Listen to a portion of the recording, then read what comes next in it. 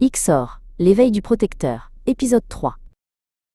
Kael, son armure de Ixor étincelante sous le soleil de Néo-Paris, patrouillait au-dessus des gratte-ciel. La victoire de la veille avait laissé un goût doux amer. Il avait sauvé la ville, mais il savait que ce n'était que le début de la guerre contre l'Empire Maku. Soudain, une ombre gigantesque recouvrit la ville. Ce n'était pas un monstre, mais un vaisseau de guerre Maku, plus grand et plus menaçant que tout ce qu'il avait vu. Il était d'un noir profond, ses lignes acérées et sa surface lisse ne laissant aucun doute sur sa fonction. Une rampe d'accès s'ouvrit sous le vaisseau, et une silhouette en descendit, flottant jusqu'au sol.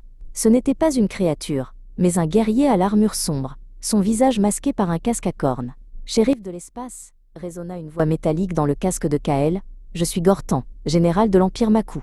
Tu as détruit notre bête, mais tu ne survivras pas à notre duel. » Kael, murmura la voix d'Elara dans son casque. Gortan est un guerrier d'élite, connu pour sa maîtrise du combat rapproché. Sois prudent. Kael ignora l'avertissement.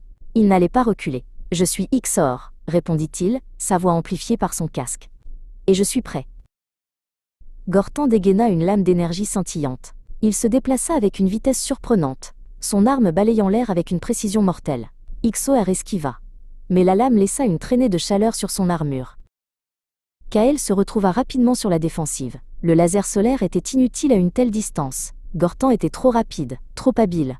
Il devait trouver une autre solution, une tactique qui ne reposait pas sur la force brute.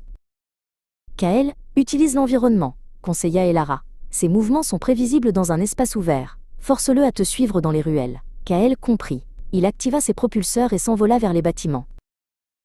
Gortan le suivit, sa lame d'énergie créant des étincelles sur les murs. Ixor se faufila entre les structures, utilisant les rebonds et les angles pour désorienter son adversaire. Il activa son laser solaire et tira un faisceau sur un panneau publicitaire en l'air. Le panneau s'effondra, créant une diversion. Gortan fut forcé de s'arrêter. C'était l'ouverture que Kael attendait.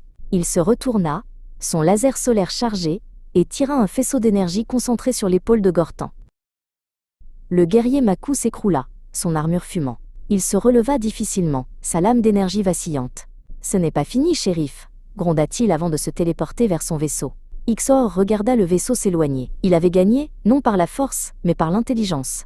Il était prêt pour la suite.